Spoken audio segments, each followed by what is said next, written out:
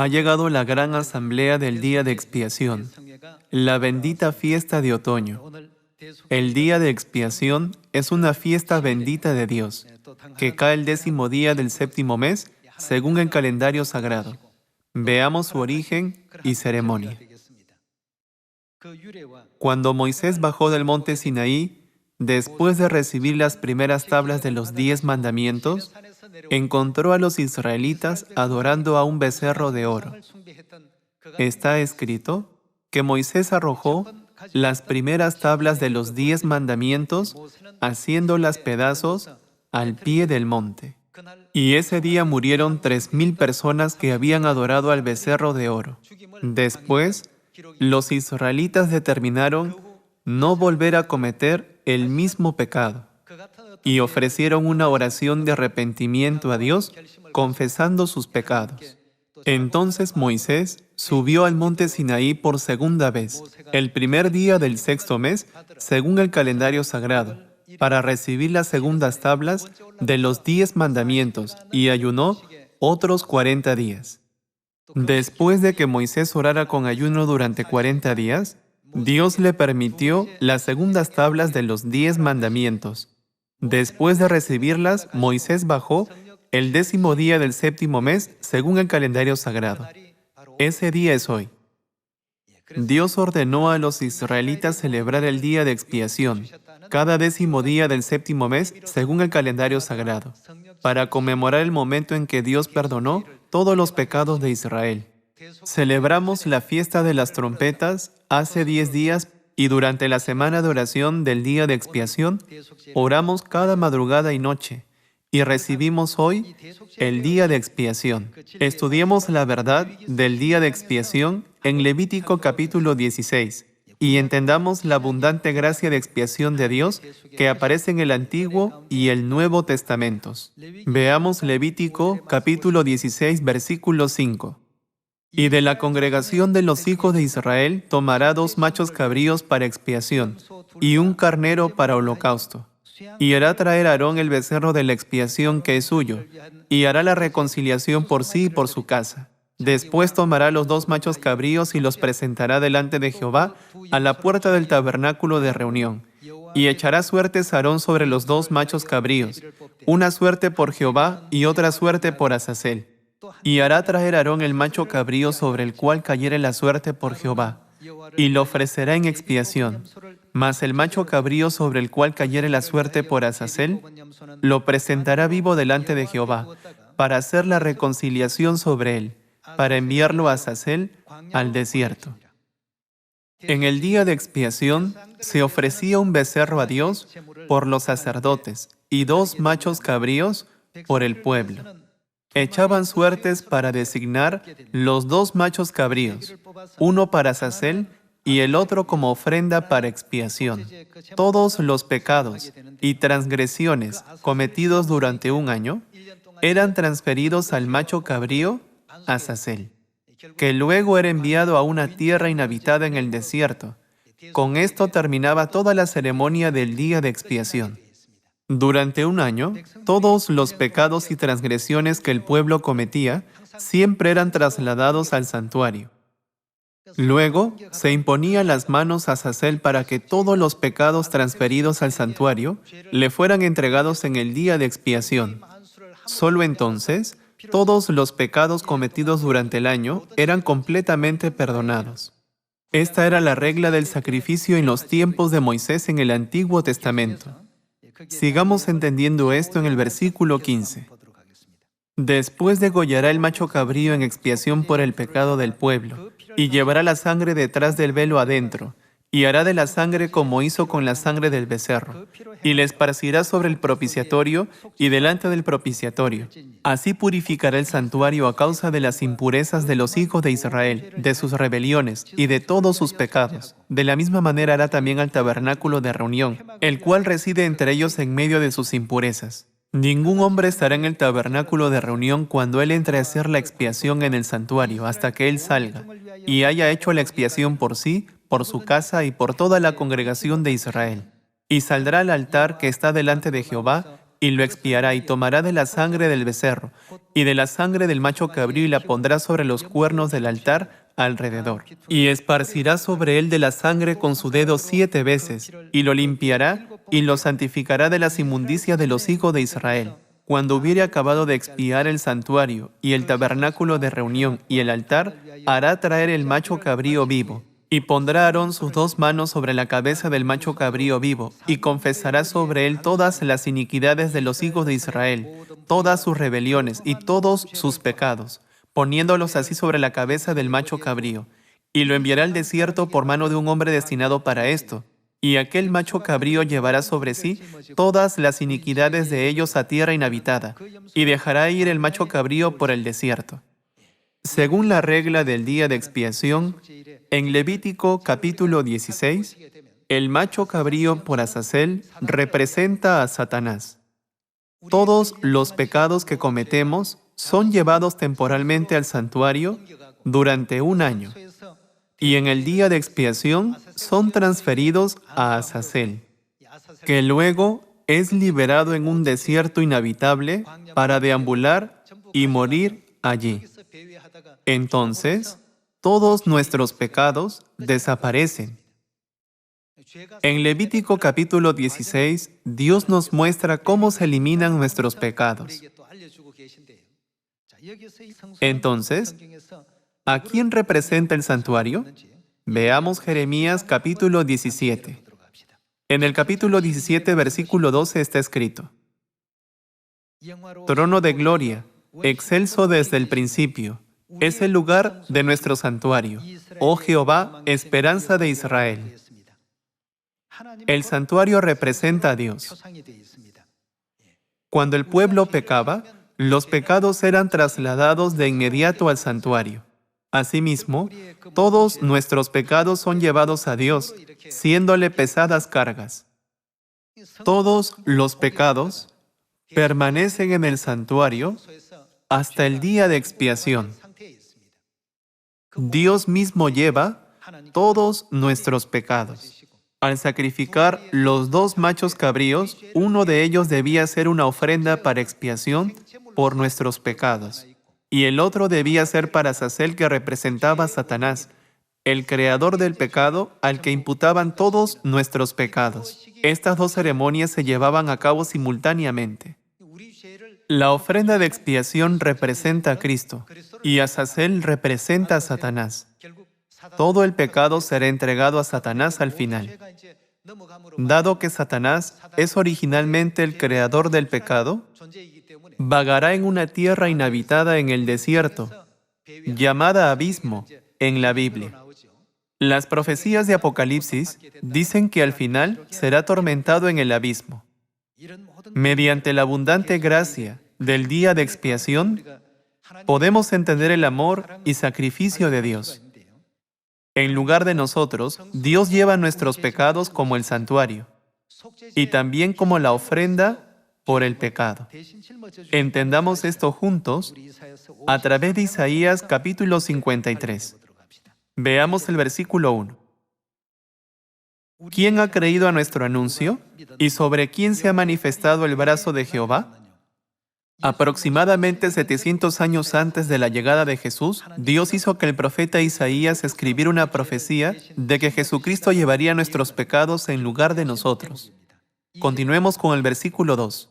Subirá cual renuevo delante de él, y como raíz de tierra seca. No hay parecer en él ni hermosura. Le veremos, mas sin atractivo para que le deseemos. Despreciado y desechado entre los hombres, varón de dolores, experimentado en quebranto, y como que escondimos de él el rostro, fue menospreciado y no lo estimamos. Ciertamente llevó él nuestras enfermedades y sufrió nuestros dolores, y nosotros le tuvimos por azotado, por herido de Dios y abatido. Mas él herido fue por nuestras rebeliones, molido por nuestros pecados. El castigo de nuestra paz fue sobre él, y por su llaga fuimos nosotros curados. Todos nosotros nos descarriamos como ovejas, cada cual se apartó por su camino. Mas Jehová cargó en él el pecado de todos nosotros. ¿No significa esto que Cristo llevó todos nuestros pecados por nosotros? Veamos el versículo 7. Angustiado él y afligido, no abrió su boca. Como cordero fue llevado al matadero, y como oveja delante de sus trasquiladores. Enmudeció y no abrió su boca. Por cárcel y por juicio fue quitado. ¿Y su generación, quién la contará? Porque fue cortado de la tierra de los vivientes, y por la rebelión de mi pueblo fue herido. Y se dispuso con los impíos su sepultura, mas con los ricos fue en su muerte, aunque nunca hizo maldad, ni hubo engaño en su boca. Con todo eso, Jehová quiso quebrantarlo, sujetándole a padecimiento. Cuando haya puesto su vida en expiación por el pecado, verá linaje, vivirá por largos días, y la voluntad de Jehová será en su mano prosperada. Verá el fruto de la aflicción de su alma, y quedará satisfecho. Por su conocimiento justificará mi siervo justo a muchos, y llevará las iniquidades de ellos. Por tanto, yo le daré parte con los grandes, y con los fuertes repartirá despojos, por cuanto derramó su vida hasta la muerte, y fue contado con los pecadores.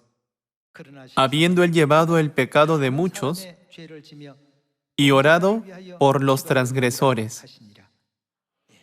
Está profetizado que los hijos de Dios requeríamos el sacrificio del Padre y la Madre celestiales, y que el Padre celestial sufriría todo el dolor que nosotros debimos haber padecido.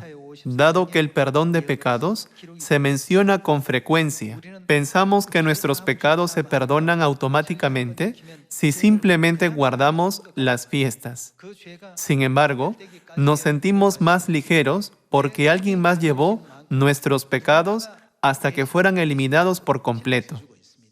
Ese alguien era nuestro Padre y nuestra Madre. ¿Acaso no fue para mostrar finalmente el sacrificio del Padre y la Madre celestiales, que innumerables animales se sacrificaron sobre el altar del holocausto durante el largo tiempo de 1500 años? Siempre entregamos al Padre y a la Madre celestiales el dolor de cruzar la línea de la muerte, como corderos al matadero. Hemos estado haciéndolo durante miles de años. Si pensamos en esto, el arrepentimiento sincero por nuestros pecados debe ser llevado ante el Padre y la Madre. ¿Y acaso el verdadero arrepentimiento no significa nunca más cometer el mismo pecado? Enumeremos uno a uno todos los pecados que cometimos contra Dios. Primero, Dios debe sentarse en el trono glorioso del cielo. Pero hicimos que viniera a esta tierra en la carne. Este es nuestro grave pecado.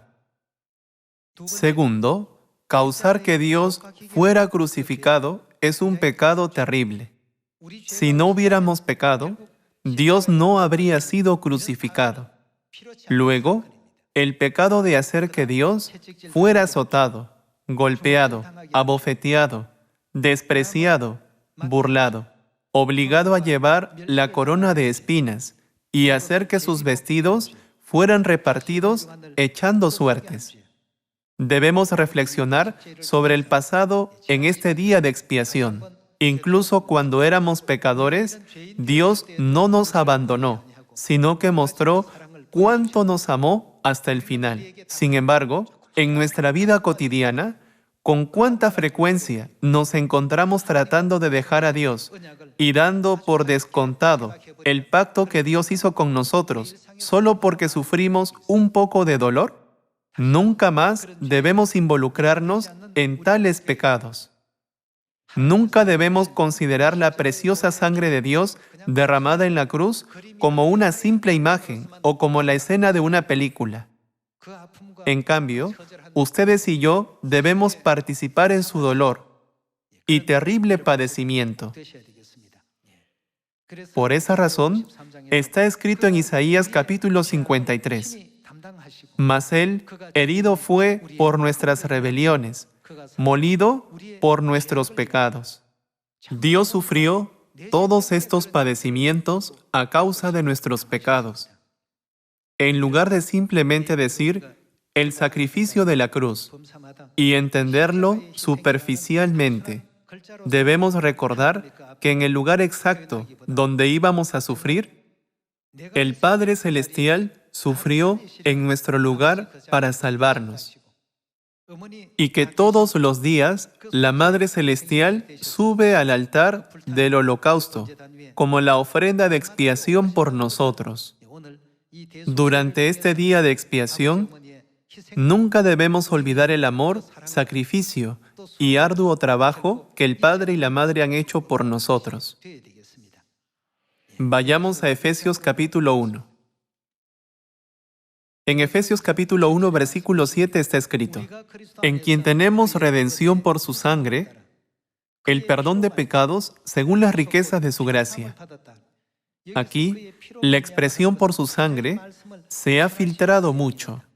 En cambio, debemos entender que fue a través de su dolorosa muerte que fuimos redimidos y perdonados de nuestros pecados.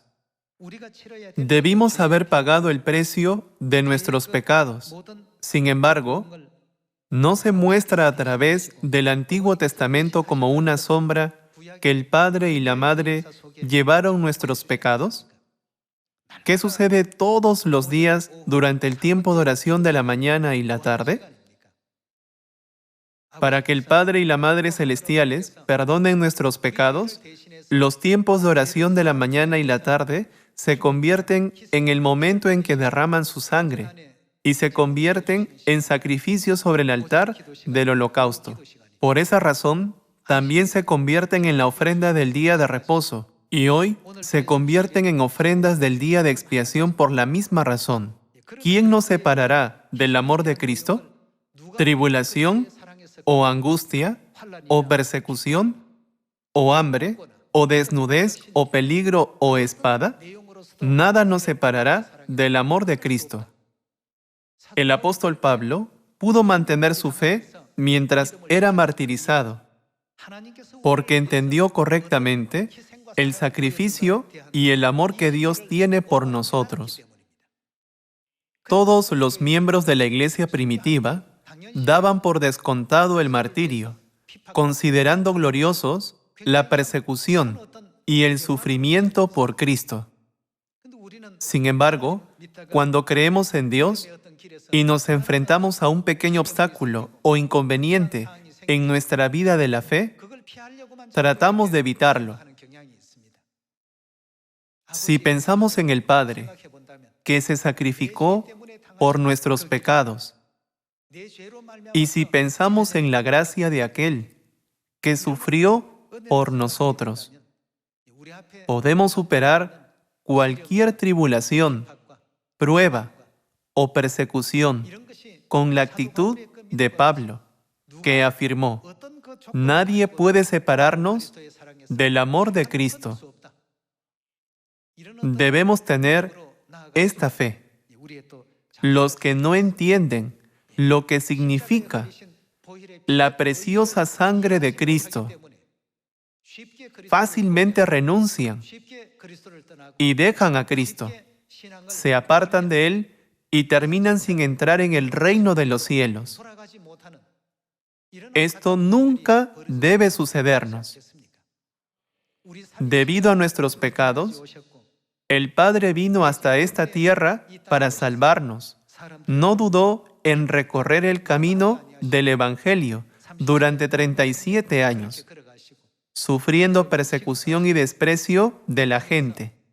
Y la Madre Celestial, a pesar de su edad, todavía cuida a todos los hijos de Sión en todo el mundo. A través del día de expiación, una vez más, grabemos su sacrificio en lo profundo de nuestro corazón.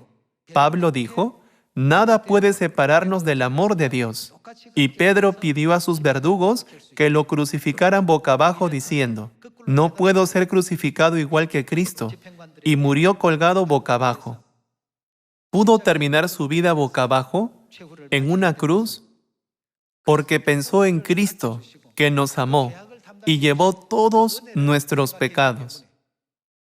Siempre pensaron, este dolor y sufrimiento no son nada comparados con el camino de sacrificio que Dios recorrió por nosotros. Durante el día de expiación, esta fe debe desarrollarse también en nuestros corazones. La expresión escrita en Efesios capítulo 1, versículo 7, en quien tenemos redención por su sangre, literalmente, significa que somos redimidos y perdonados mediante el sacrificio extremo de Cristo y finalmente su muerte. Su sangre significa su muerte.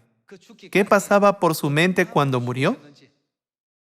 Como oveja delante de sus trasquiladores, enmudeció y no abrió su boca, y llevó solo los incontables pecados de sus hijos. Ni una sola vez dijo, estoy sufriendo por ustedes. Llevó todos los pecados de sus hijos en silencio, recorrió el camino del sacrificio y soportó todo el dolor solo. Hoy necesitamos reflexionar sobre su profundo y silencioso amor y debemos grabarlo nuevamente en nuestros corazones. Además, debemos entender por qué los santos de la iglesia primitiva no abandonaron la obra del Evangelio y se jactaron con orgullo del Padre ante todas las personas en Samaria y hasta lo último de la tierra, incluso mientras se hallaban en la situación del martirio. El trabajo que estamos haciendo no es como el trabajo que hace la gente del mundo. Estamos llevando a cabo la obra del Evangelio porque hemos comprendido el gran amor y la gracia de Dios. Solo entonces podemos desempeñar el verdadero sacerdocio. De lo contrario, es solo un trabajo. Veamos 1 de Pedro capítulo 1, versículo 17.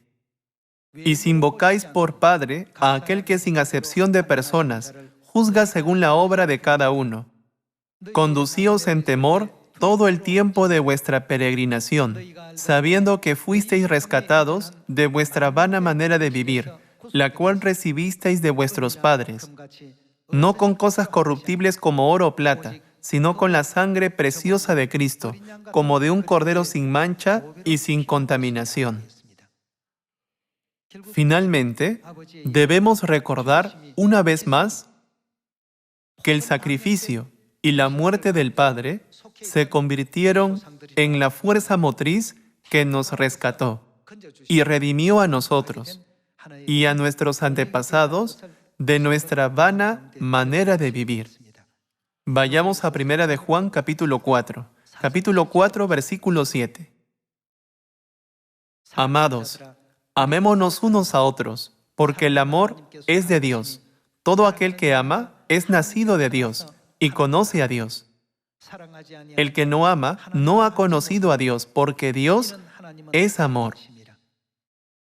En esto se mostró el amor de Dios para con nosotros, en que Dios envió a su Hijo unigénito al mundo, para que vivamos por Él.